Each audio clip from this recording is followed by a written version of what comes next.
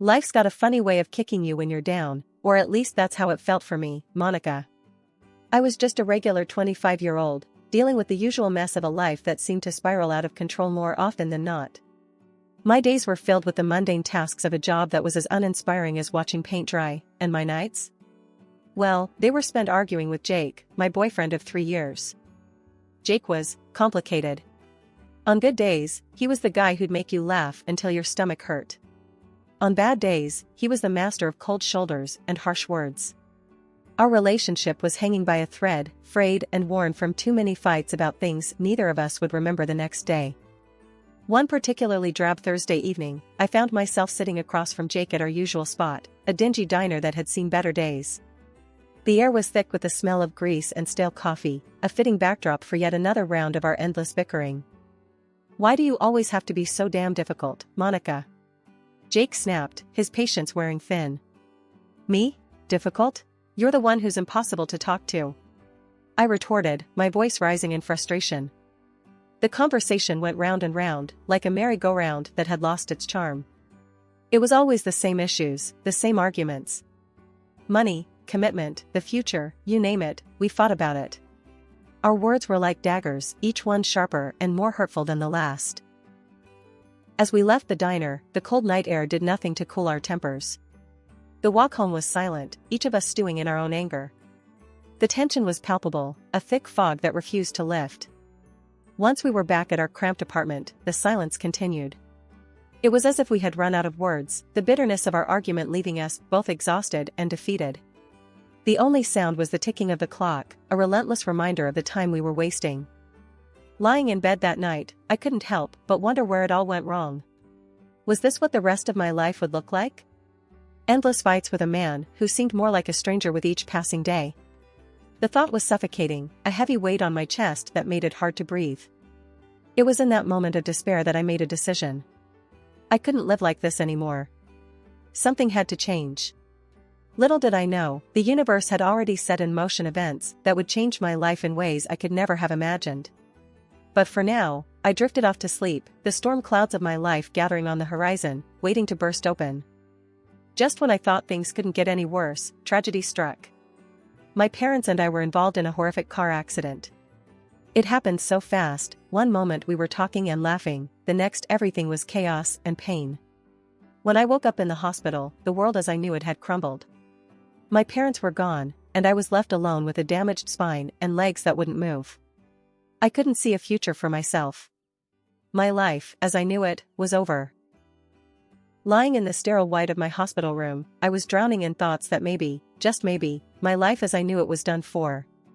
The doctors, with their carefully neutral faces, told me that my road to recovery would be long, maybe never-ending.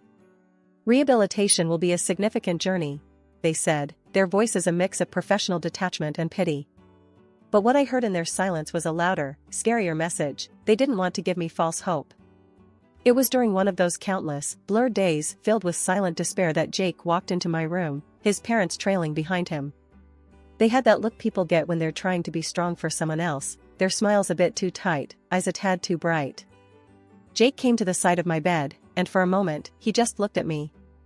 I saw something in his eyes then, a determination I hadn't noticed before. It scared me a bit, that intensity, because what could he possibly say to make this situation any less of a nightmare? "Monica," he began, and his voice cracked like he was fighting back emotions too big for him.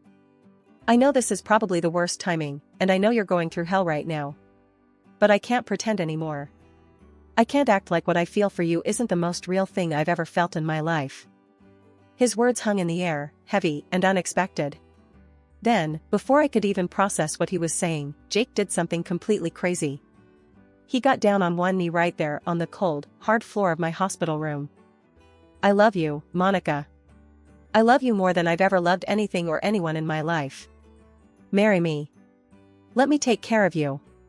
Let me be the one by your side, through all of this and whatever comes next." His parents, standing just a little behind him, had tears in their eyes. His mom, wiping her eyes with the back of her hand, nodded at me, as if encouraging me to say yes. His dad, a man of few words, just placed a supportive hand on Jake's shoulder, a silent show of approval. I was speechless, my mind a whirlwind of emotions. Fear, love, uncertainty, hope, they all battled within me. But looking into Jake's eyes, seeing the raw honesty there, something in me just unlocked. "Yes," I whispered, the word barely audible. "Yes, I'll marry you." The relief and joy on Jake's face were like a sunrise after the darkest night. His parents came closer, both of them assuring me, "We're going to take care of you, dear, as if you were our own daughter. Your family now." The wedding itself was nothing like I had ever imagined my wedding would be.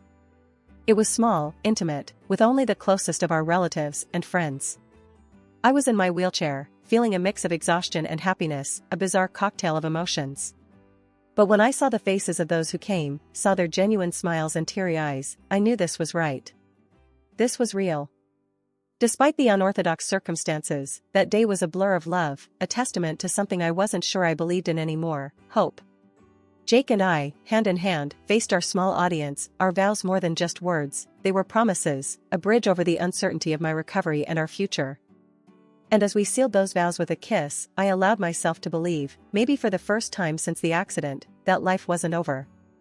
It was just taking a route I hadn't planned on, a route I wouldn't have to navigate alone. After Jake and I got married, we moved into the big, fancy house my parents left me. It was already fixed up for someone in a wheelchair, with handrails everywhere and special stuff in the bathroom to help me take a shower or a bath. At first, Jake seemed all caring and helpful, like he was really gonna stand by me through thick and thin. But that changed faster than I expected. Not long after we moved in, Jake quit his job. He said it was 'cause he needed to take care of me, but honestly, I wasn't seeing much of this so-called care. His excuse was that we didn't need to worry about money 'cause of the inheritance I got from my parents. According to him, that meant he didn't need to work anymore. But here's the kicker: I ended up doing most stuff by myself. Cooking, trying to clean up as best as I could, struggling to take a bath, it was all on me. Meanwhile, Jake spent his days glued to his computer screen, playing games, or hanging out with his buddies at some bar. He'd come home late, usually drunk, and then he'd start on me, calling me a burden and whatnot. It wasn't just Jake either. His parents, who used to be all sweet and caring before we got married, flipped a switch too. They'd come over, and I'd catch them giving me these looks of disgust when they thought I wasn't paying attention. It was like they saw me as some kind of mistake their son had made. One day, I had enough and confronted Jake about it. I was struggling to make a simple meal in the kitchen, and he just waltzed in, looking for something to snack on.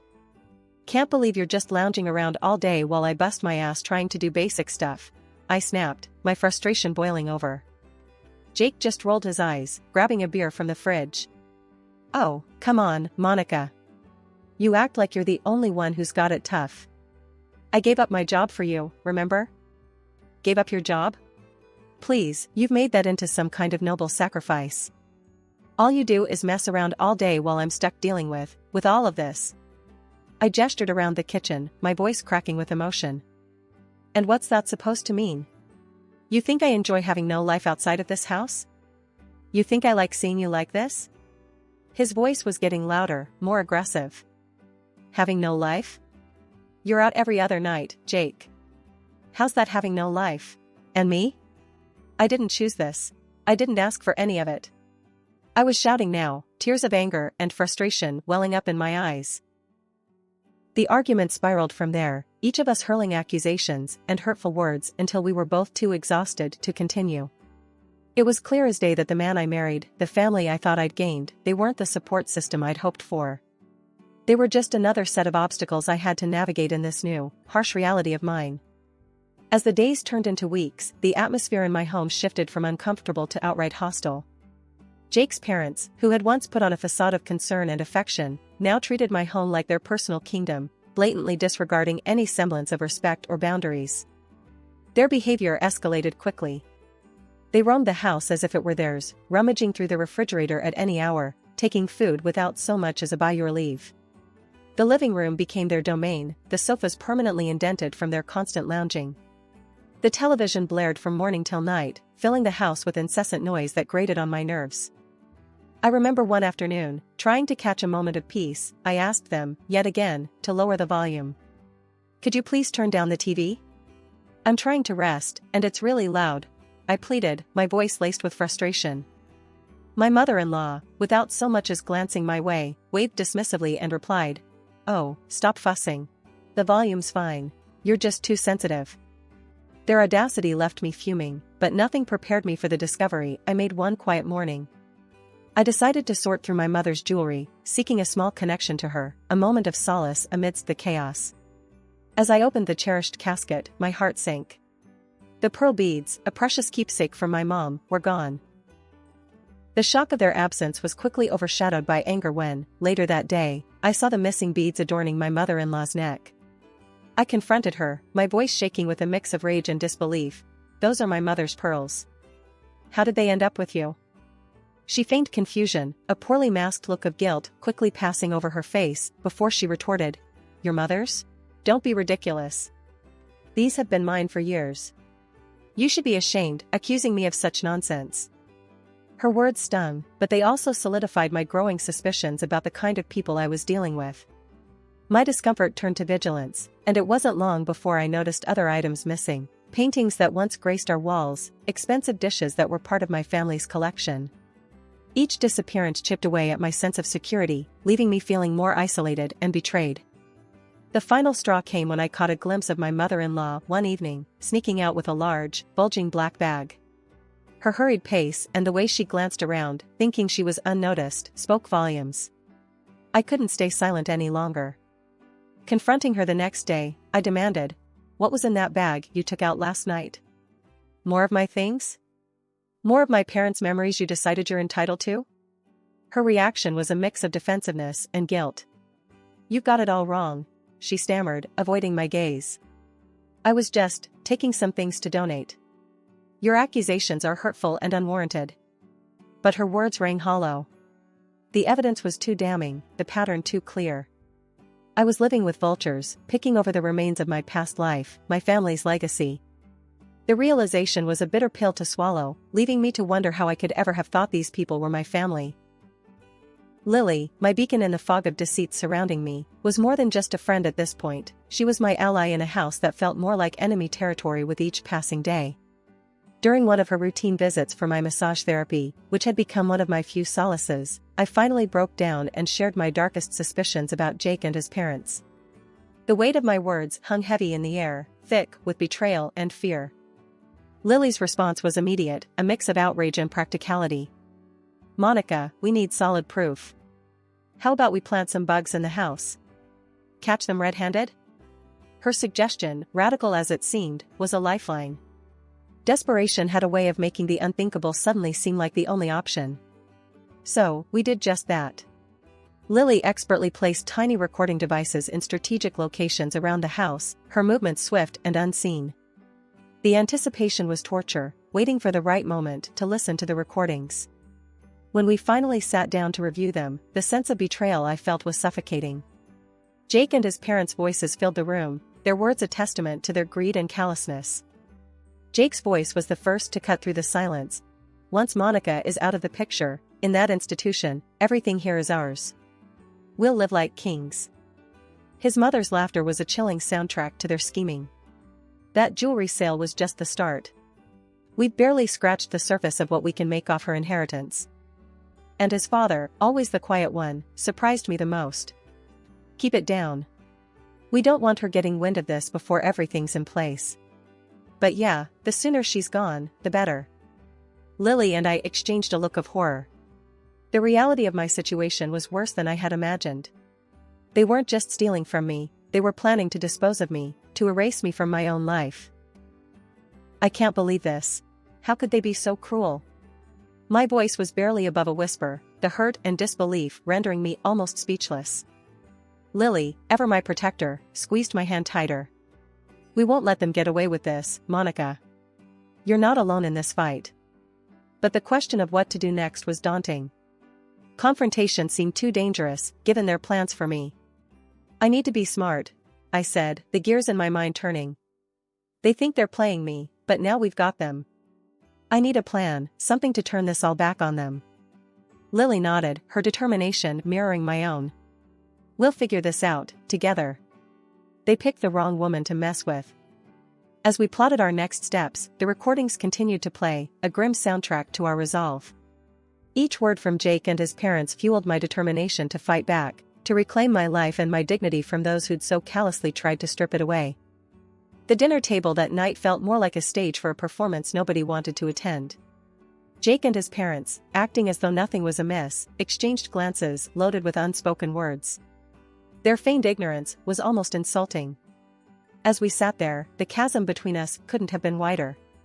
I couldn't shake the feeling of betrayal, the sting of their deceit cutting deeper with every secretive look they shared. Fueled by a mix of hurt and defiance, I turned to Jake, my voice steady despite the turmoil inside. "Jake, look at me," I said, waiting until I had his full attention, his eyes finally meeting mine. "Do you love me? Truly?" His reaction was a beat too slow, his smile too forced. "Of course, I do. You're my wife," he replied, the words sounding rehearsed, empty. That smile, meant to reassure, only served to confirm my suspicions. I smiled back, a hollow mimicry of his, a silent acknowledgement of the lies that hung between us. Waking up to find the ramps gone was like waking up to a nightmare. The realization hit me hard. Without them, I was trapped, even more dependent on the very people who sought to control me. I confronted them at breakfast, my frustration boiling over. "Why would you remove the ramps? How am I supposed to move around now?" I demanded, my voice echoing in the suddenly quiet room. "It's for your safety, dear," my mother-in-law cooed, her concern as fake as the pearls she claimed were hers. "We're worried you might fall. This is for the best." Their words were a thinly veiled attempt to further isolate me, to clip my wings. I stared at them, their faces a mask of feigned innocence, and said nothing. My silence was strategic, a calm before the storm I was quietly brewing. Behind their backs, I made calls, reached out to the service for the disabled, and enlisted my lawyer's help. They arrived unexpectedly, a welcome intrusion. The shock on Jake and his father's faces was palpable, a mix of fear and disbelief as the team from the service began their assessment, immediately noting the absence of the ramps. My lawyer, ever the professional, wasted no time. "We're here to conduct a thorough inventory check," he announced, his tone brooking no argument. An inventory was made after Monica's parents passed. "We're going to verify that everything is as it should be." As the meticulous inventory unfolded, the stark reality of betrayal became increasingly apparent. My lawyer, a steadfast presence amidst the chaos, meticulously checked off each item against his exhaustive list, his professionalism a stark contrast to the emotional turmoil swirling around us. The absence of my mother's jewelry, my father's collection of expensive suits, the missing paintings that once adorned the walls with history and culture, antique dishes that were family heirlooms. Each missing item was a wound, a testament to the depth of deceit I was surrounded by. The in-laws, once so adept at weaving a facade of concern and familial warmth, found themselves cornered by the irrefutable evidence of their greed. Their initial shock quickly gave way to a desperate attempt at salvaging whatever they could from the situation. Tears streamed down my mother-in-law's face as she turned to me, her voice quivering. "We're so sorry, dear.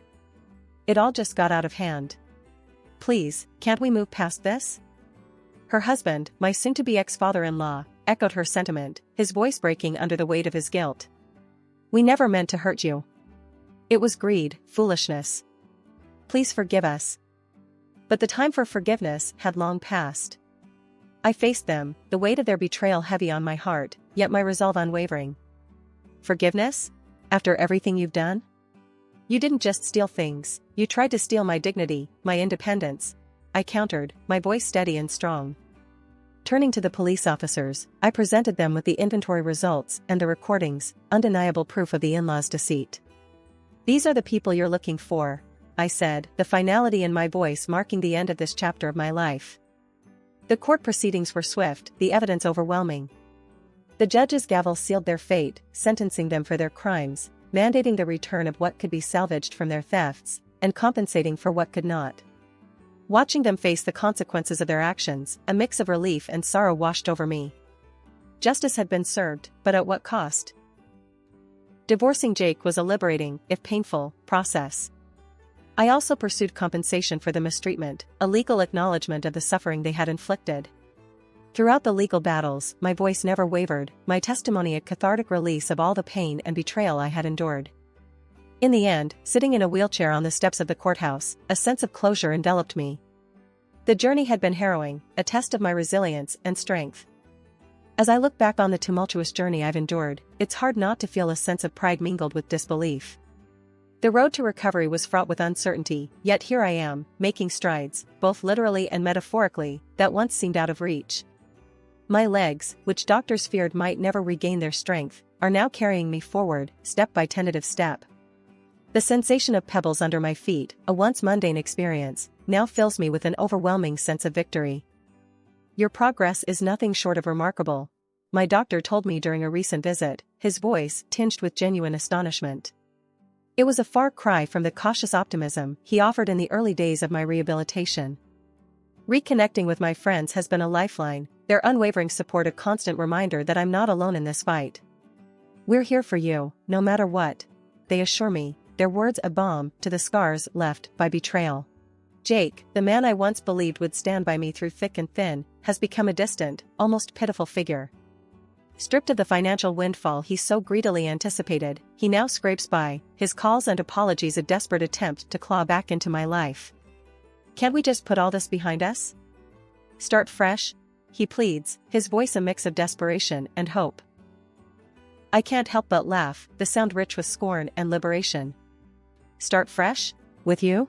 I reply, my voice steady and confident. That's a chapter of my life I've happily closed. You're just a footnote now. The flowers he sends, a pathetic attempt at reconciliation, find their way straight into the trash. You think a few roses can erase your betrayal? I scoff, discarding them with ease. They're a reminder of what I've overcome, not of what I've lost. In the midst of navigating this new normal, I've discovered a passion I never knew I had. Painting has become my sanctuary, a way to express the whirlwind of emotions that accompany my journey. An easel and a set of paints are now my most cherished possessions, allowing me to bring memories of my parents to life and to capture the beauty of the world around me. This is how I heal, I explain to anyone who asks, my brushstrokes a testament to my resilience. My transformation is not just physical, it's a rebirth of my spirit. They thought they could break me, but I'm stronger than I've ever been, I declare, with newfound determination. My story, once overshadowed by the actions of those who sought to exploit me, is now a narrative of triumph, a reminder that even in our darkest moments, there is light to be found. This chapter of my life, while born from pain and betrayal, is defined by growth, resilience, and the unwavering belief in the possibility of a new beginning.